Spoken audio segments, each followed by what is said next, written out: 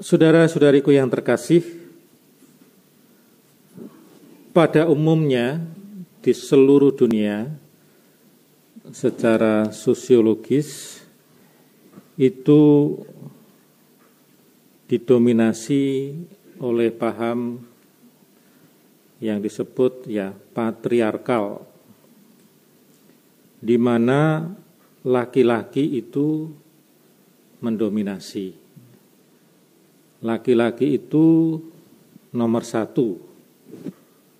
dan perempuan itu nomor 2. Pada umumnya ada beberapa suku yang perempuan itu lebih dominan, lebih punya status yang lebih tinggi daripada laki-laki.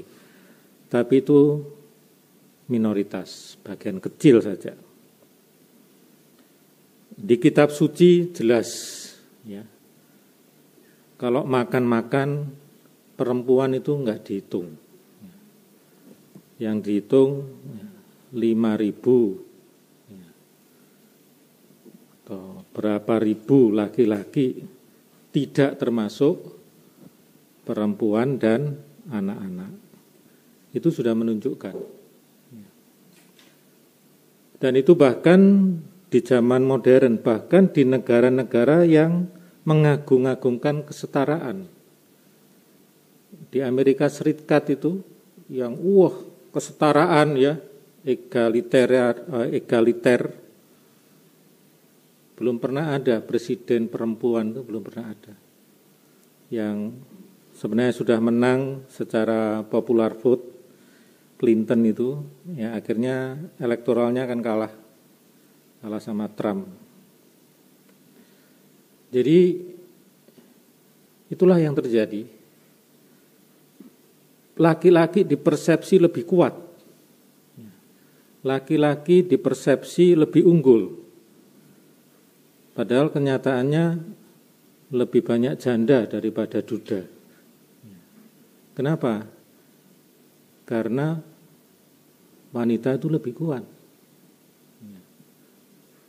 Pada umumnya biasanya kalau orang menikah lalu sampai tua, kalau yang meninggal yang laki, yang perempuannya masih lama hidupnya. Tapi kalau yang meninggal perempuan, istrinya, itu pada umumnya enggak kuat. Itu menunjukkan lebih tangguh. Paling tidak dalam keluarga saya sendiri. Dulu misalnya dalam keluarga saya, kalau nenek meninggal duluan, berapa bulan kemudian atau enggak sampai, kadang-kadang enggak sampai minggu, kakeknya nyusul. Tapi kalau kakek meninggal duluan, neneknya umurnya mungkin lebih panjang, mungkin merasa enggak tersiksa lagi gitu. Enggak tahu, tapi itu salah satu indikator. Tapi kalau meninggalnya masih muda, duda-duda yang masih muda ini segera cari istri baru. Tapi kalau ibu-ibu atau istri yang meninggal, suaminya meninggal masih muda, belum tentu. Ini salah satu aja pengamatan saya. Juga misalnya di bidang pendidikan. Saya akan bertugas di Yayasan Lasaris yang menaungi salah satunya Sinwi 1. Sinwi 1 dulu sejarahnya adalah sekolah laki-laki. Dan Santa Maria itu hanya perempuan. Tapi kemudian setelah dibuka,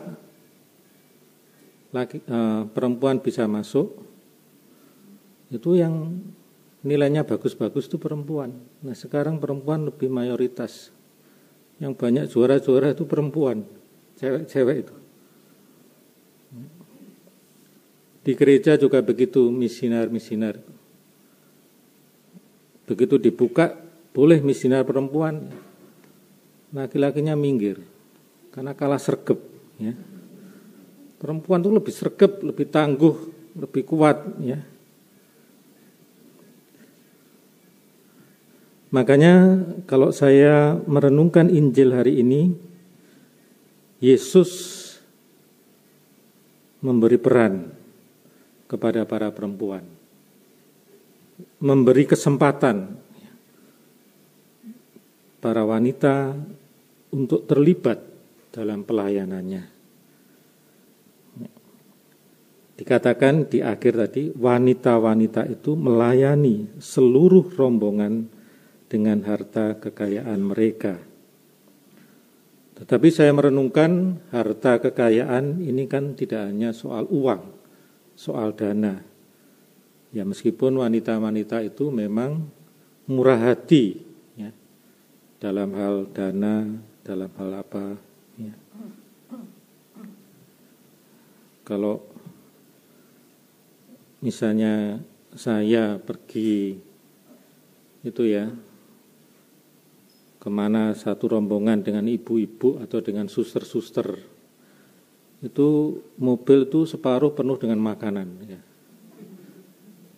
Karena sudah memikirkan nanti sampai tujuan makanannya dibawa pulang lagi karena mampir restoran lalu ya. Tapi itu menunjukkan berkelimpahan, memikirkan sampai detail.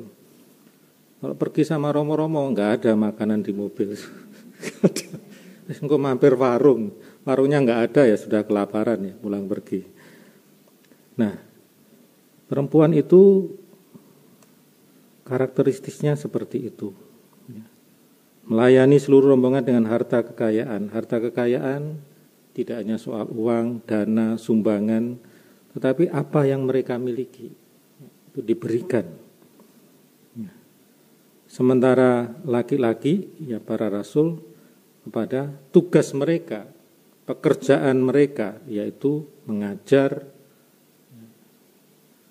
Tapi yang dibalik itu logistik segala itu kan diperlukan juga. Di balik keberhasilan laki-laki kan kita dengar siapa wanita di belakangnya. Siapa wanita di belakangnya? PC ternyata. Waduh, ya. Nah itu namanya merusak reputasi perempuan ya. Tapi selalu begitu. Kalau ada yang baik, ya wanitanya dilupakan. Kalau ada yang jelek, wah ini dibalik ini siapa ini? Perempuan ini, istrinya ini. Enggak benar ini. Nah Yesus mengakui peran perempuan dan diberi peran. Ya. Jadi dia tidak, kamu enggak usah ikut wanita-wanita. Ya.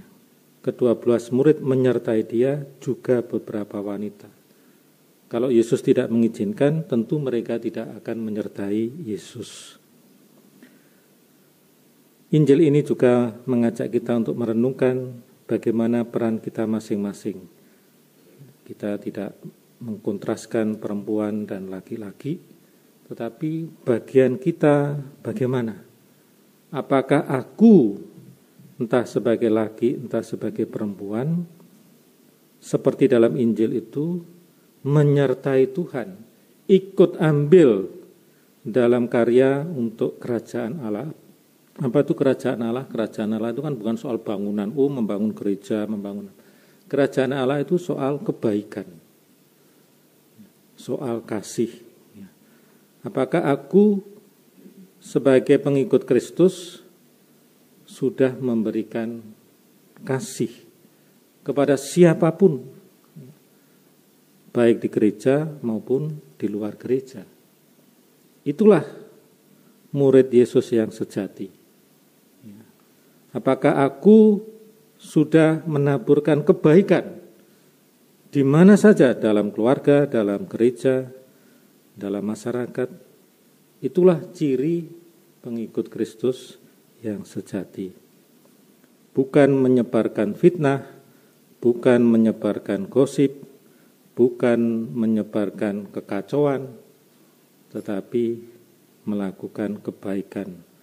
Berkata-kata yang baik, berpikir yang baik, bertindak yang baik, dan berbuah yang baik.